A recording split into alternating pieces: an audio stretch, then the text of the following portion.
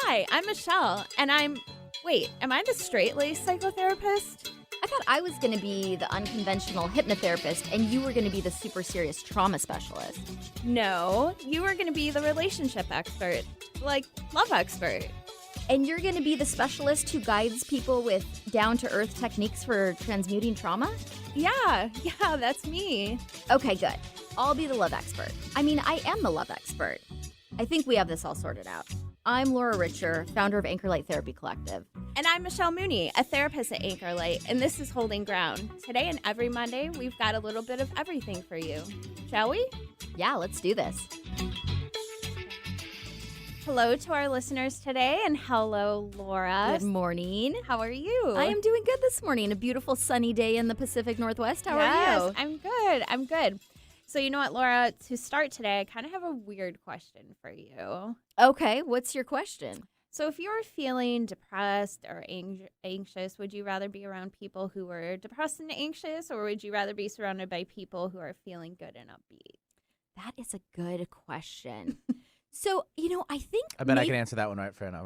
Yeah, can you let us know, Penny? Upbeat, let's do this. Kick off depression. Yeah. Well, I agree with that piece. I think two depressed, anxious people could really push each other off the ledge. So I think a little upbeat energy might be good. But you know what? I also think sometimes it's hard to be around really upbeat people when you're feeling down because you want somebody who can empathize with what you're feeling at the very least, even if they're not feeling the same way, but not minimize your feelings. Like, there's nothing to be depressed about. Get happy. Yeah, definitely holding that space, right? And sometimes if we're around upbeat people, that can be more difficult. So, yeah, it's probably kind of a mix, right? A little bit of a mix, yeah. So, right now is a time when I would say people are feeling a little bit bummed out about what's going on. Would you agree? I would definitely agree. Yeah. Yes.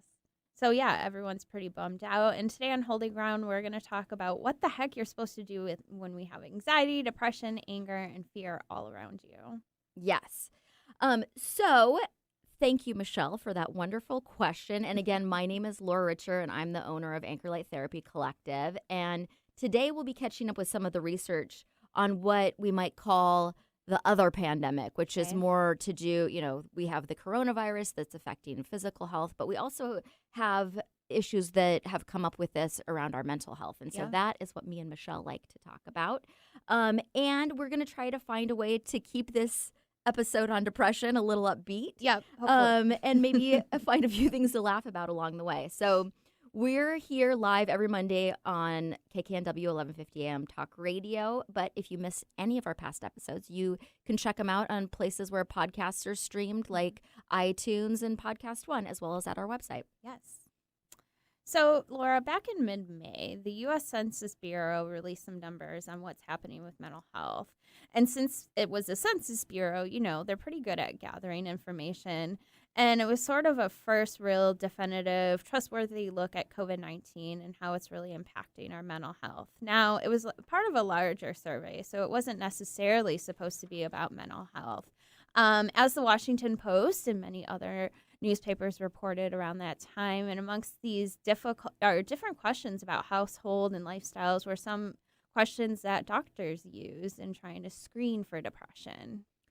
So they weren't simple, and I've had that screening at the doctor's office. Have you? I can't remember the questions. It's like 7 questions. Are you feeling you're not really enjoying your normal activities? How are you sleeping? How are you eating? Right? Yeah. Yes, exactly. Mm-hmm. And so you want to say, no, I'm not depressed. Let's just keep moving on here. 0, 0, 0, right? Yeah. So it sounds like, though, in this survey, they weren't just asking people, are you depressed? Yes or no. They were asking more questions to paint a full picture. Right. So it's much more open because I think a lot of Americans don't want to come out and say like, hey, they're depressed, right? There can be some shame around that, the stigma, right? If I have a mental health issue in some way. Well, and I also think a lot of times people don't know that they're depressed. Right. They know that they're feeling down, but they feel like, well, I just need to snap out of this, or, I need to get it together. I need to try harder. And they don't realize that it's actually depression is what they're dealing with, not necessarily lack of motivation, although that that can be a sign of depression. Absolutely, Yeah. right? So when we're lacking in motivation, there's things that we normally like to do or work or even getting out of bed, right? Not having that motivation to do it. So, this again was a much more open survey. And one of the things they ask and what they usually ask on the depression screenings in the doctor's office is over the last 7 days, how often have you had little interest and pleasure doing things? And not all, but several days, more than half the days, or nearly every day is kind of how they rank it. So I think we can all imagine what our answers might be back in March, April, May, when the quarantine and experience all these things for the first time in our lives. So even with some things open, it's really hard for people to adjust to our strange new world in our practice. And I'm sure other mental health providers, we're seeing an increase of anxiety and depression and chronic stress. So yes. And so one thing, we've mentioned this on previous episodes, but so many people had the idea back in March, like, we're home, there's nowhere to go, there's nothing to do. So I'm going to do all this stuff. I'm going to catch up on all my reading. I'm going to clean out my closets. I'm going to go on a diet.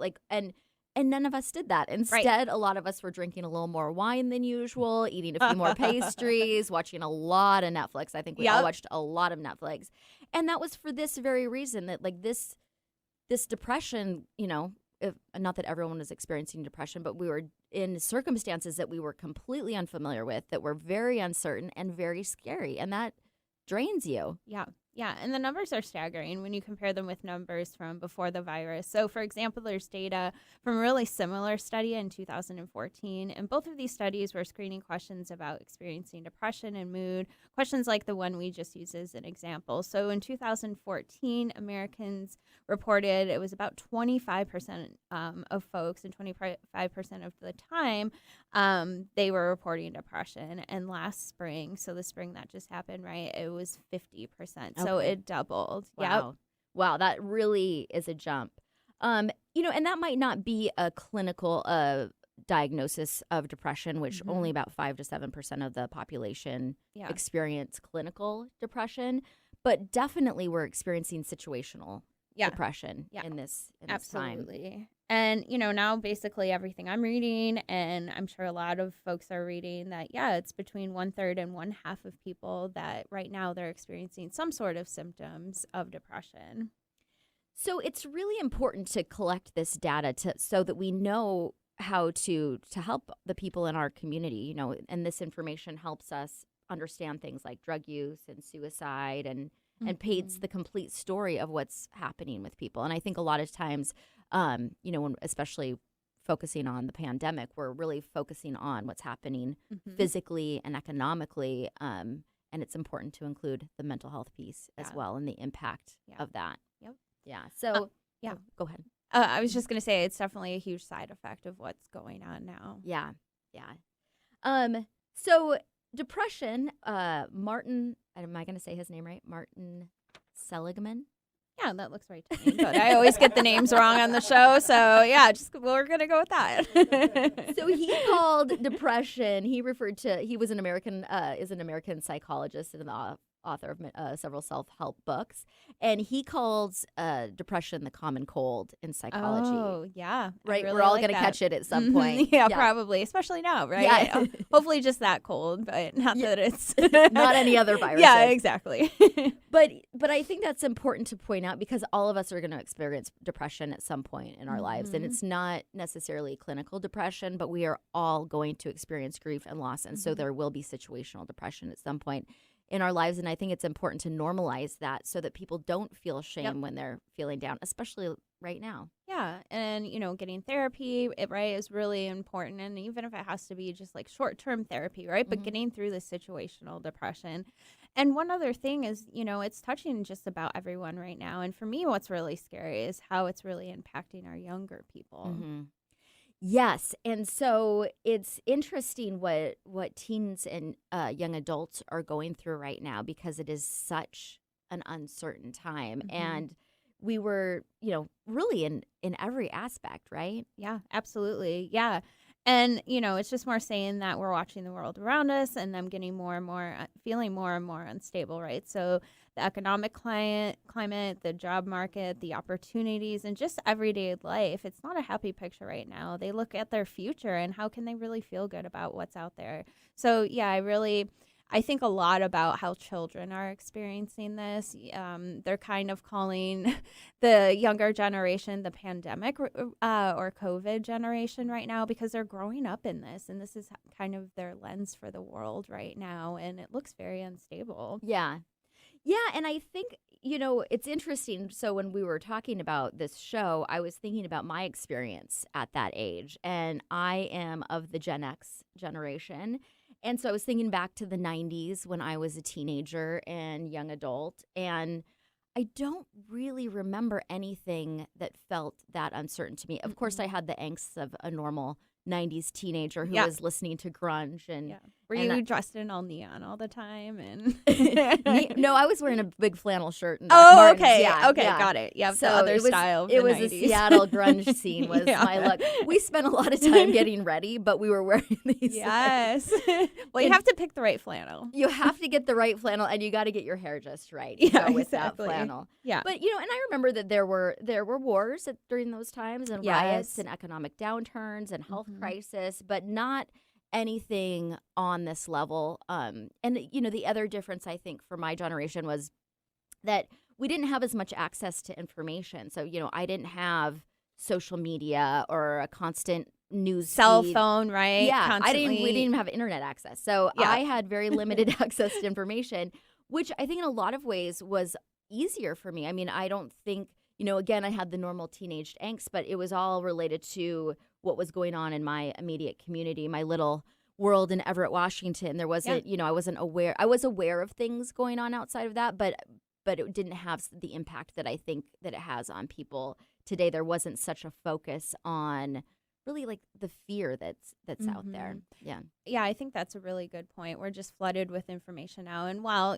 that's really helpful, and we have access to internet now, the social media aspect and news feeds with all the news on them and people reacting and having differing opinions. So what was it like for you? You're a little bit younger than me, Michelle. So what was it just like for a you? touch.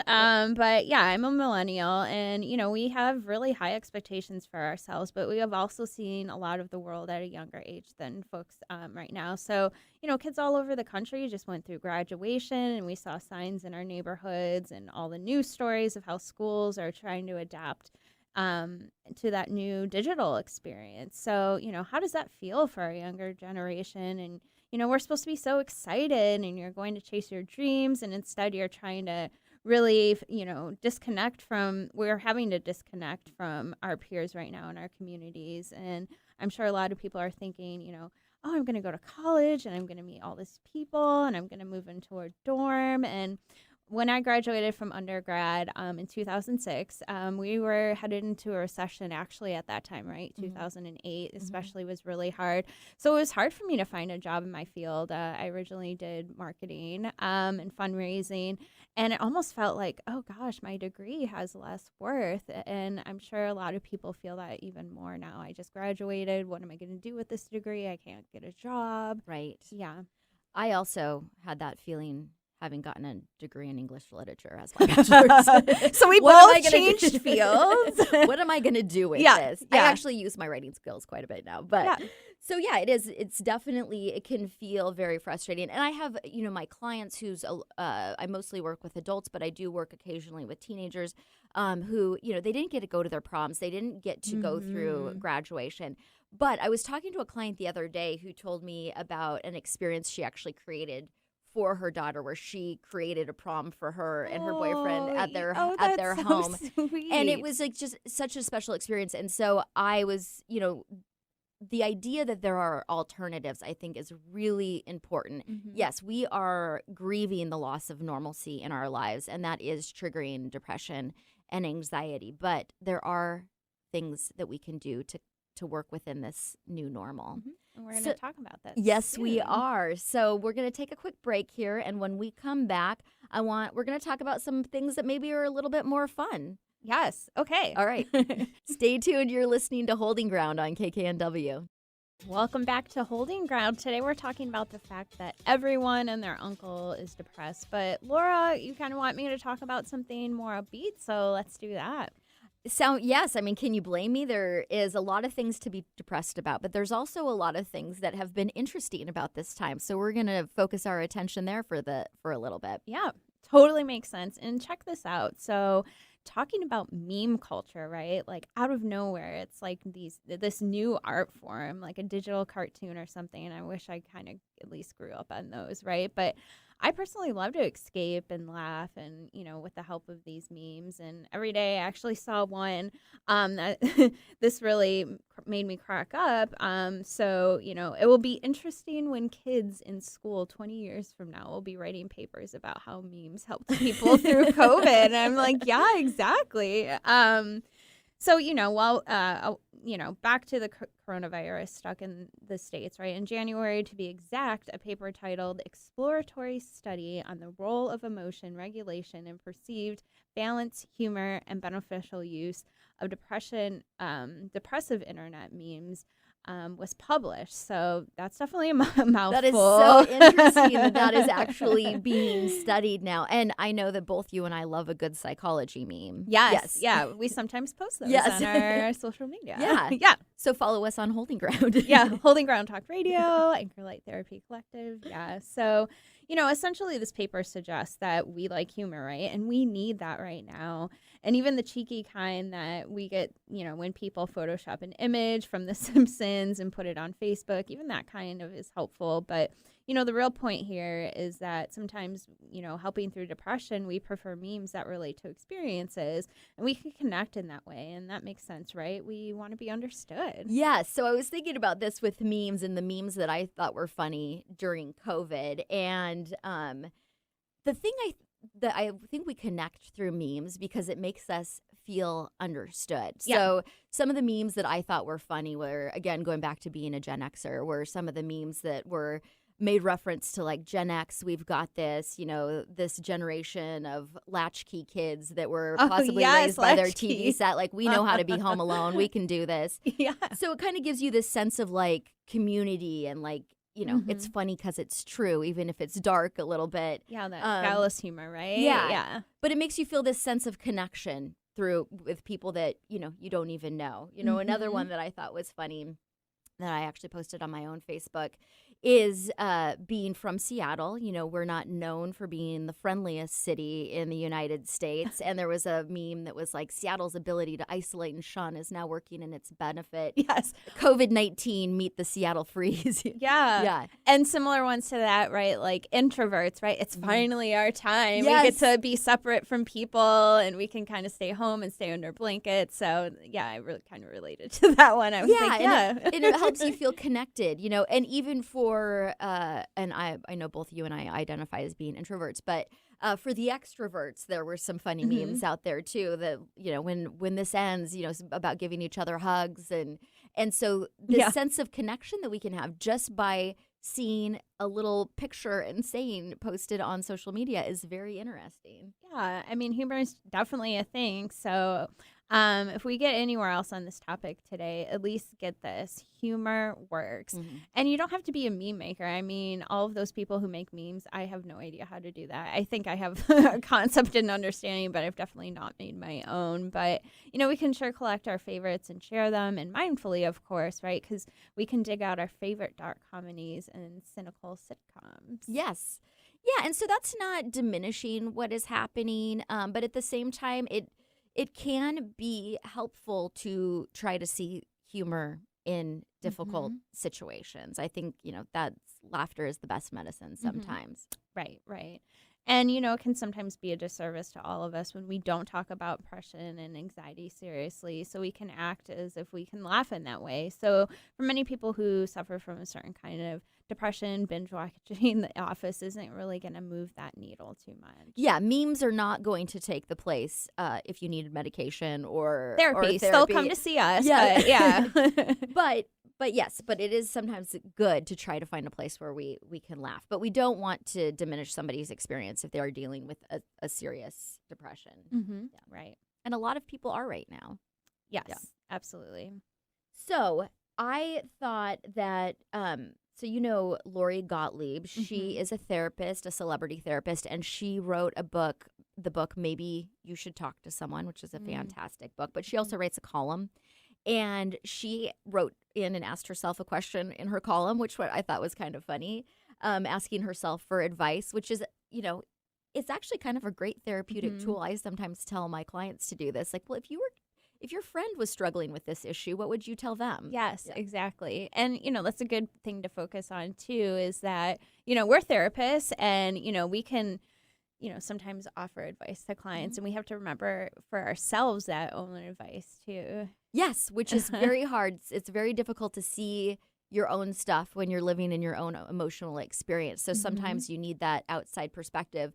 But if you imagine that you're talking to a friend, Yeah. you can sometimes kind of step into that role and give yourself some solid advice. So this is what Yeah, I love that. Lori Gottlieb did. And she was talking about how this virus is really compounding the grief and loss that people are experiencing, the normal grief and loss that we have in times where we're not dealing with a global pandemic, and how it's intensifying those experiences. And that is part of the reason why these numbers for depression are, what was it, It was doubling? doubled. Yeah. Yeah, exactly.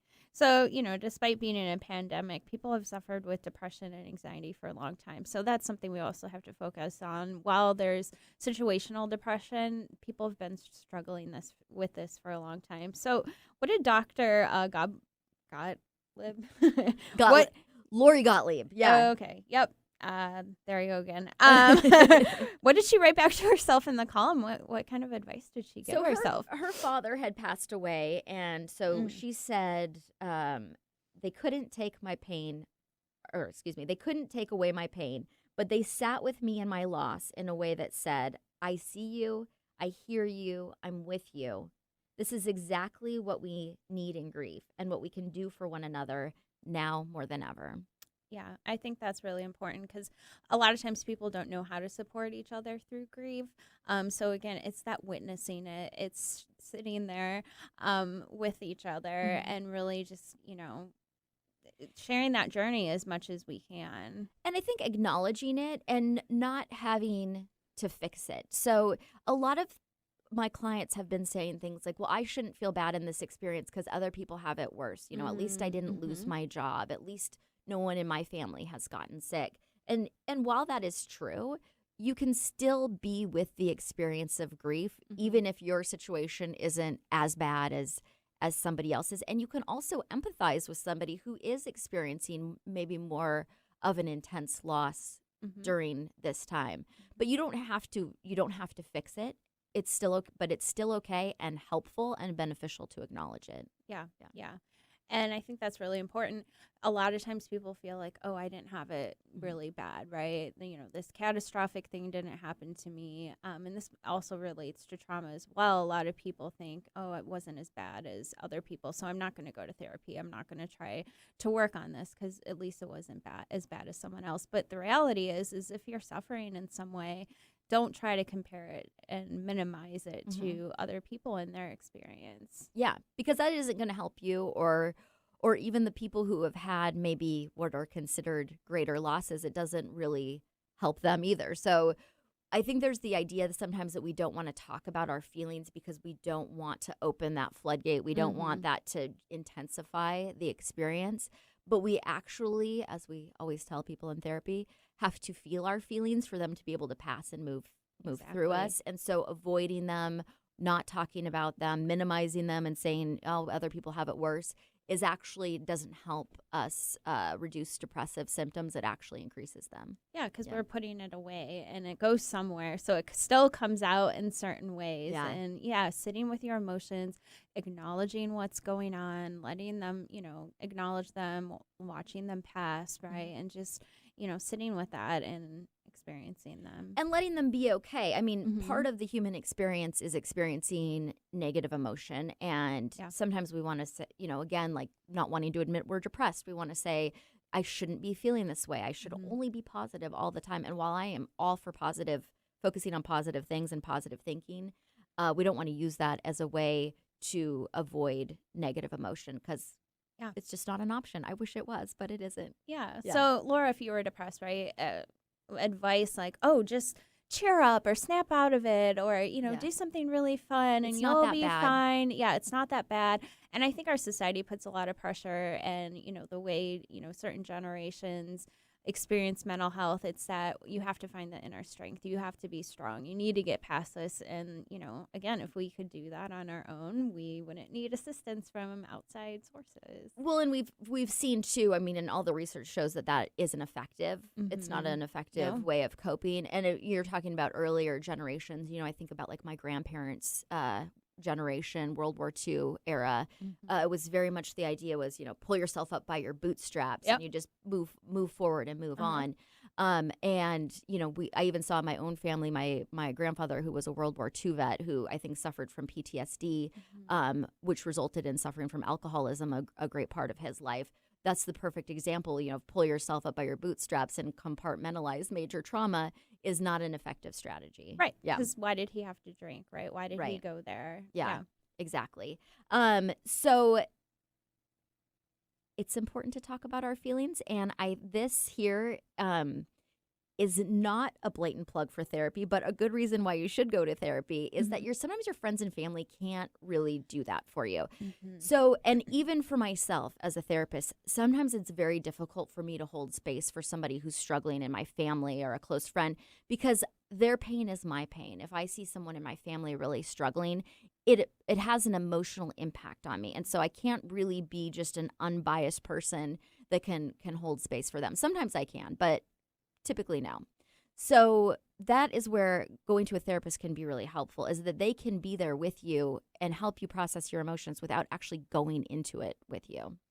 Yeah, and that's a really good point about our family and our friends, that they can give us advice, they can support us, but really the tools that you need, they might not even know what those are, and we can get those from therapy.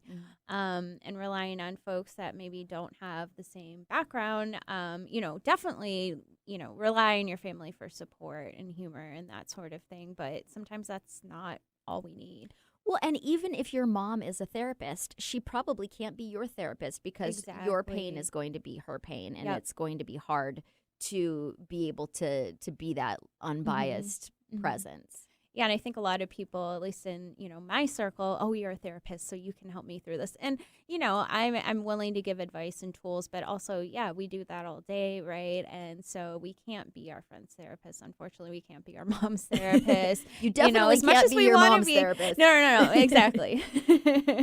So, one of the things that the pandemic has been compared to quite a bit is 9/11, because that was another experience where we had collective grief and just that sense of we, as a nation, that maybe we're not as safe as we thought they were. So there's this trauma that comes with that.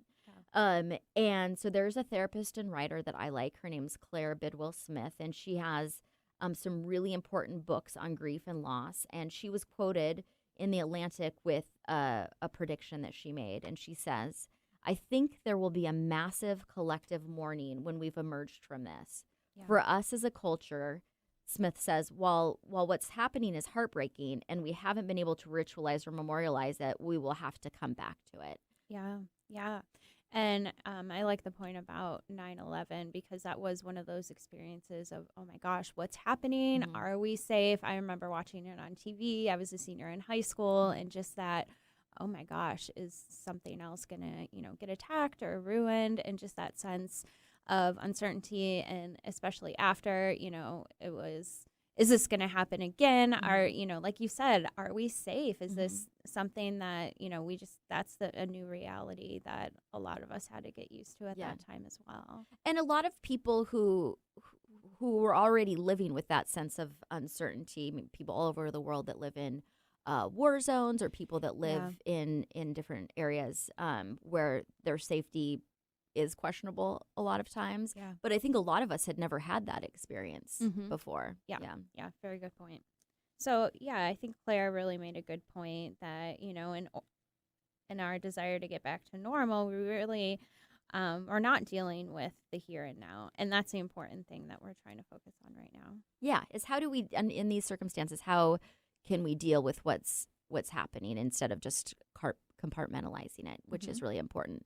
And I think in some ways we have to process things as they come. And so we might not be able to effectively process everything that's happening all at once, but you want to be able to be aware of what is happening. And this is because it has such an impact on all of our experience, whether that's work or in our relationships.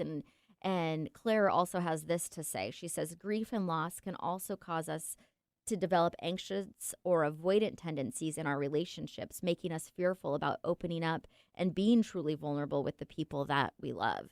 And so that's something that we're seeing right now quite a bit in couples therapy, is that this stress is really taking a toll on relationships, and that sometimes couples aren't really able to be there for each other because they're processing their own grief and depression and anxiety. Yeah, individually, we have to remember in couples, we're two individuals. We might be going through, a similar, different experience with this. And I like that you talked about the collective mourning kind of leading to anxiety.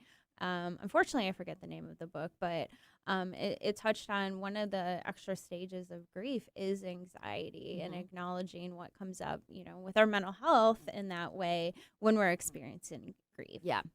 So much for keeping this upbeat, Laura. But okay, so what's our plan? How do we help folks help themselves and stay on track?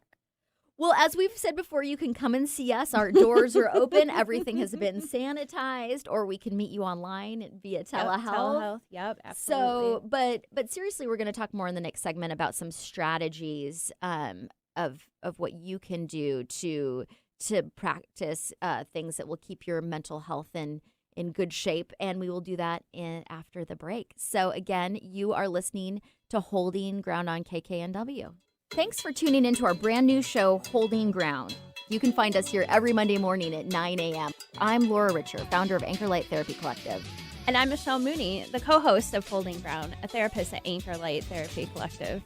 Our passion, our one big thing in life, above and beyond love, relationships, trauma, addiction, and healing, our specialty is helping others. Every Monday morning at 9 a.m. Find us online at anchorlighttherapy.com. On the path to good health and well-being, Alternative Talk 1150 is the station for you. Welcome back to Holding Ground, everybody. You can find us on social media. So we have a lot of other fun posts on social media, like you're talking about, maybe some memes and some fun images. So you can find us on social media on Instagram. So the Instagram account for Holding Ground is Holding Ground Talk Radio. And you can also find more fun mental health posts on our Instagram, Anchor Light Therapy. And also you can find us on Facebook at Holding Ground and Anchor Light Therapy Collective. We're just all over the place here, so check it out. Mm-hmm. Okay, so we said in the last segment, we're going to talk about some strategies of how do we deal with depression during a depressing time. What are some ways that we can become, and this is the buzzword that everyone is talking about, resilient. Resilient to what is happening around us. And there's so many cool people who are talking about resiliency.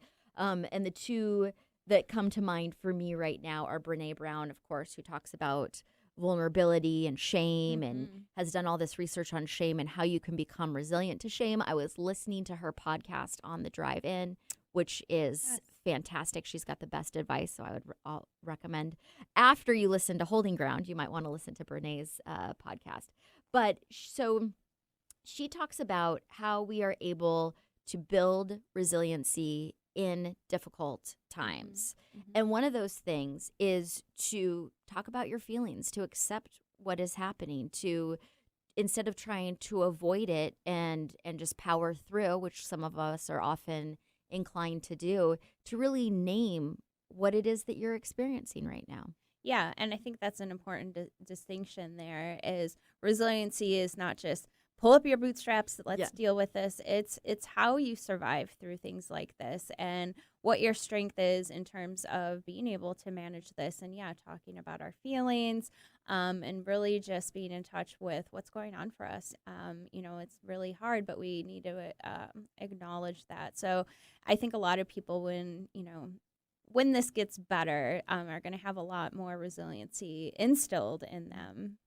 Yes. that's in looking for something positive. That will probably be the outcome for many people of this experience, is that they're learning how to live with uncertainty, which even outside of pandemic times is something that we're always dealing with. And what I have noticed doing therapy over the last 10 years with people is that the two things that we hate as human beings are uncertainty and disappointment. And we will do everything that we possibly can to avoid those things. And at the same time, we absolutely can't avoid them. So it's more effective to learn how to work through them.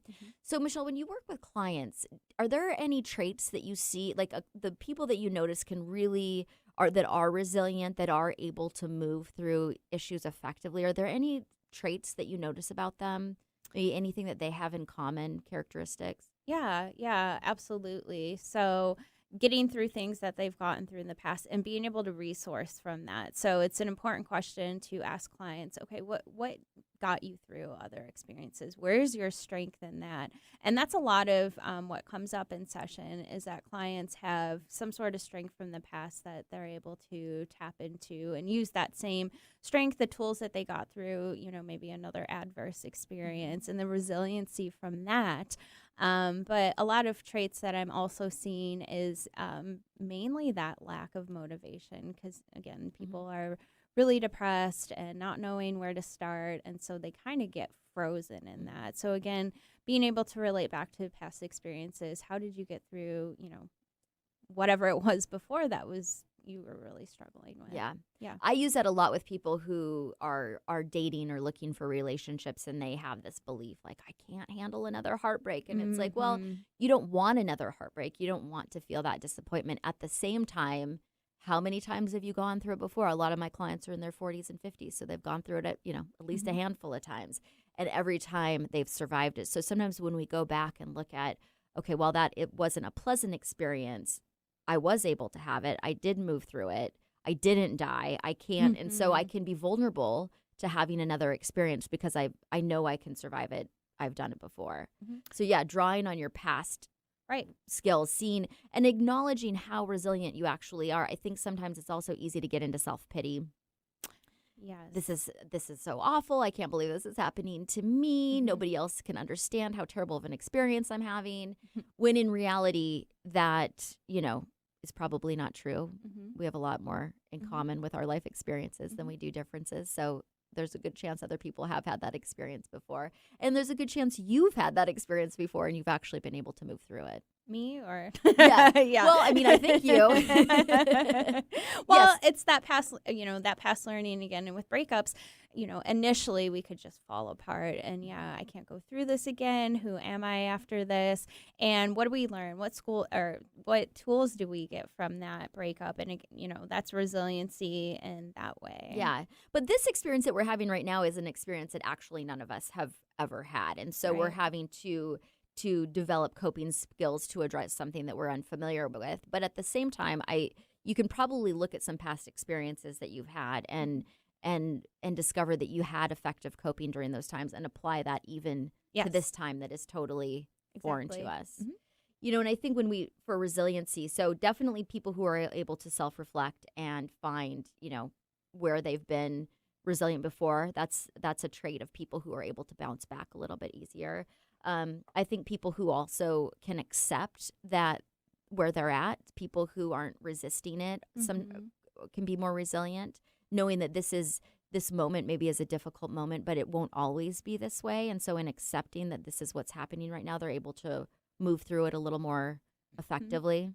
Yeah, because what's getting a lot of people stuck right now is that sense of I don't have control, so I need to figure this out so I have more control. And that acceptance piece, we don't have control right now. And we've talked about that on past episodes. And So Angela Duckworth, she is a MacArthur Genius and a University of Pennsylvania psychologist. And her book is called Grit, The Power of Passion and Perseverance. And her topic is actually, she writes about grit in terms of education. And what she looked at in her research was that the students that were really successful were not necessarily the most intelligent students that did the best on standardized tests. They weren't necessarily the students that had more privilege or advantages. They were the people that really succeed are the people that have what she calls grit, that they have a genuine passion for whatever is happening and perseverance to move forward. So the way she said it in her TED Talk is they approach life as a marathon, not a sprint. That as obstacles come up, the people who really persevere are the ones who expect that there will be obstacles and that actually doesn't deter them. Yeah. Yeah. And I like that you touched on standardized testing, and, we all have to do that to get into school, and really standardized testing, just a side note on how I feel about this, but it doesn't measure really what we have learned. It's, okay, I'm going to memorize these terms. I'm going to memorize this thing from the book. And really what we learn from, and a better way of testing ourselves is, okay, how do you apply this to experiences? How do you apply this to the real world? So that's just kind of my side note on that. But well, and that is exactly what Angela Duckworth has to say. She says that, she talks about how people get grit, and she has an interview where she talks about this, saying essentially that you can't get grit, this passion and perseverance, by reading a book. And she instead lays it out that grit is actually a process of metacognition. mm-hmm. That it's a process of knowing yourself, your thought processes, tracking how you think. Mm-hmm. Yeah. So I think what you're saying is that we need to, cultivate metacognitive awareness. So now for ourselves, we need to talk about that with others. And we need to be aware that friends and family that may not know about these concepts and these ideas, they may not be well versed in mental health and those ideas at all. So drawing back on, again, leaning on our family and friends, great, talk it through with them, seek support. But, these extra tools that we're talking about today are essential. Yes. So this is what she has to say. This is what Angela Duckworth has to say about this. People who have some metacognitive understanding of themselves, they can look at themselves and honestly understand what they're doing and what they're not doing, will eventually heal themselves. Mm-hmm. Eventually, they will mediate their weakness and raise their strengths. People who have no self-awareness, they're the ones you really worry about. They may be okay on certain dimensions, but they're never going to grow. So yeah, I'm a big fan of metacognitive awareness. Mm-hmm. And so this is why we don't want to diminish our feelings. We want to be able to understand our internal process so that we can grow and heal, not just pretend that everything's okay all the time. Right, Yeah. right, exactly. And I actually have a younger sister. She's actually a teenager, and we were just talking about the self-awareness last night.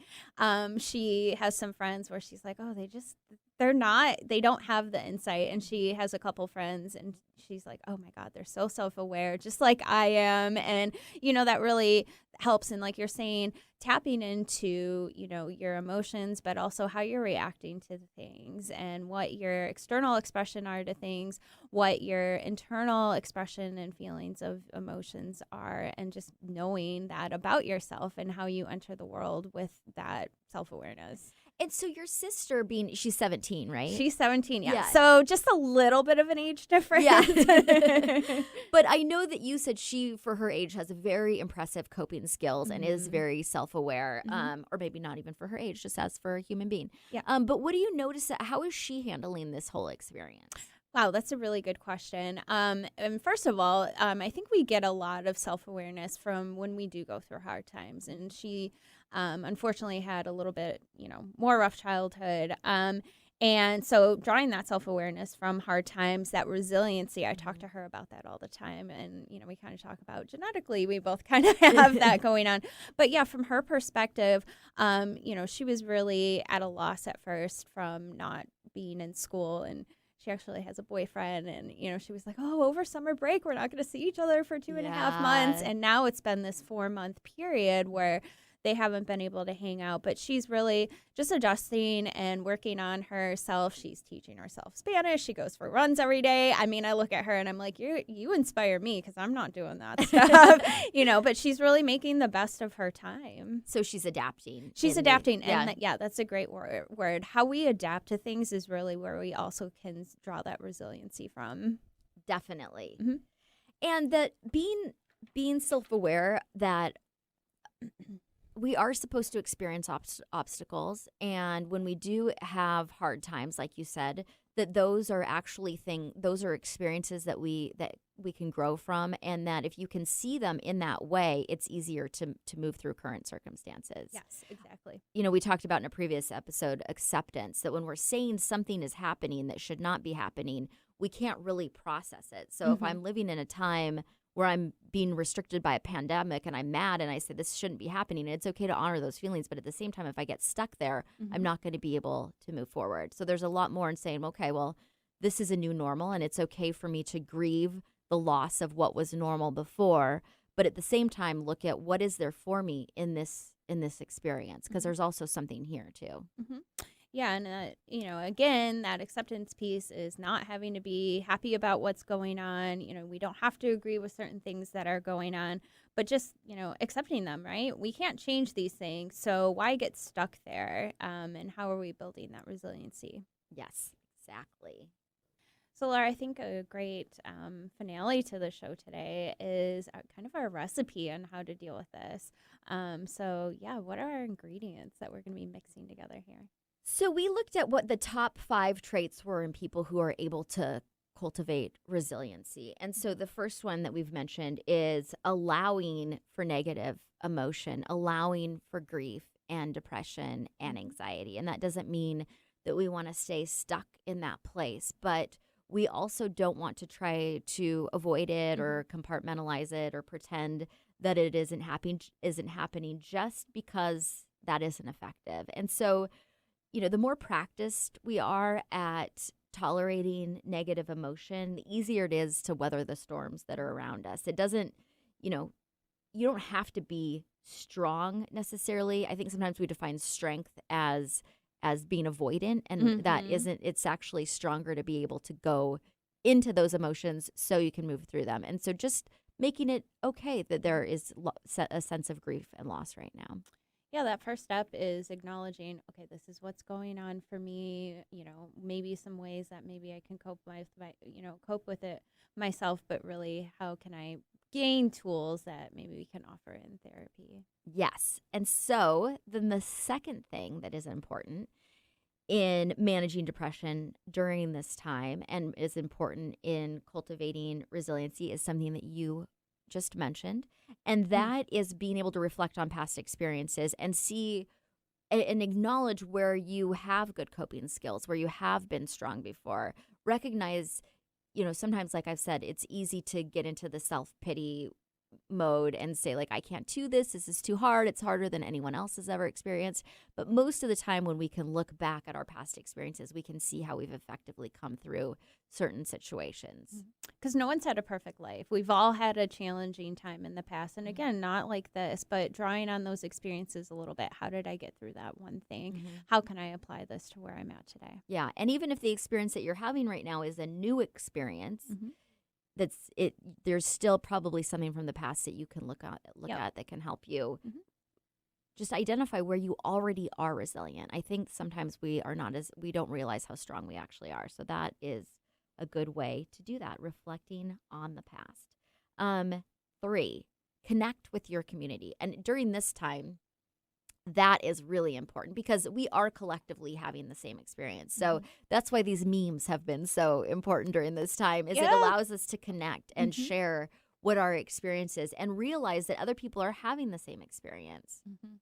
Yeah, and that community piece, of course, is really important. And community right now can extend to, a lot of the social change that's going on. Where can we find community within that? Where can I find something that I can focus on and help with? What can I do for my part in this? So that's another angle of the community piece. And, having experiences with others that, maybe you haven't met yet, you don't know, but being able to kind of say, oh yeah, I've been through that too. Someone else has been through this. Okay, it's not just me. I'm not the only one that's depressed right now. Other people are feeling this way. And when we feel like we have community, it makes it a lot easier knowing, okay, other people are experiencing this too. This is not just my internal and external experience. Yes. And because we are isolated a little bit more right now, it's been harder to have that sense of community. And I know, even just connecting with people online is as important as that is. Some people feel that disconnect and they want to, initially when this all happened, everybody was doing Zoom happy hours and connecting in that so way. sick of Zoom at this point. No, everyone is. But we offer telehealth. Yeah. We love it. Yeah. Still, but yeah. it gets the job done, right? But there's a fatigue around being online, and there's kind of, I think, a desire to pull back. And right now, when you're feeling that shutting down, you actually really want to move forward and be able to make an intentional effort to connect even more. And when we're depressed, we don't really feel like connecting with other people. It feels like exhausting. You feel like maybe your emotions are a burden. And your community is not going to take on the role as your therapist, but you still need to have social interaction and social connection. And it could actually be quite healing to have that conversation with a friend that's like, yeah, I'm sick of being on Zoom too. This sucks. You know, and when you and I grew up, right, there wasn't that internet. I kind of had, you know, the AOL dial-up and, you know, the sound that goes along with it, right? And so if this happened back when we were growing up, I think, you know, at least we have that gratitude now and the experience of, okay, we do have all these ways of connecting, right? Yeah. I can Snapchat with my sister all day long. We can do Zoom or FaceTime and just be able to text and all these things that, you know, I didn't have a cell phone until I was a freshman in college. And so there wasn't that opportunity to connect as much. And I think texting at that time was like $1 a text or something crazy. So, you know, we do have those experiences, social media. So that community piece can come from that, right? So we talk sometimes about shutting down your social media, don't have that really anxious, like I have to respond, but also acknowledging that these are ways that we're still being able to connect with each other.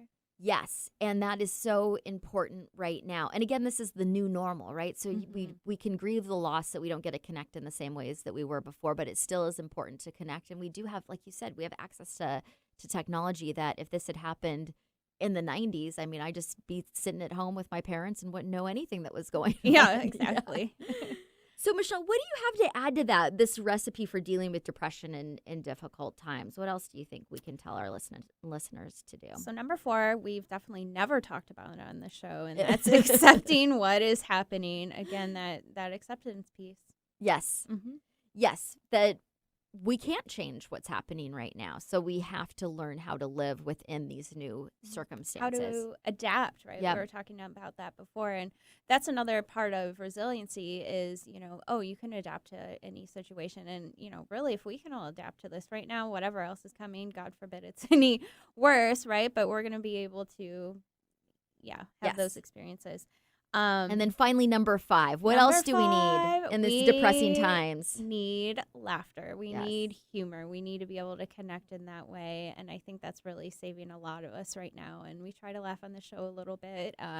You know, try to make light of things as much as you can. And just enjoy that. Enjoy all of the memes. Look at all those memes out there. Long. Yeah. So radical times call for radical measures, and we do need radical acceptance. We also need a radical sense of humor, maybe being able to laugh when things aren't all that funny.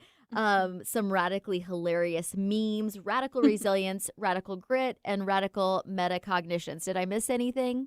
No, I would recommend watching some of the late night shows. That's another way of kind of getting, you know, up to date on some current events, but also being able to laugh at it. So I think that's also really helpful. So just a little plug for all our late night stars. Absolutely, I agree. So we're out of time, but Holding Ground will be back next Monday at 9 a.m. Until then, remember you can find us on KKNW 1150 Talk Radio website, at anchorlighttherapy.com website, and then on all the podcast forums.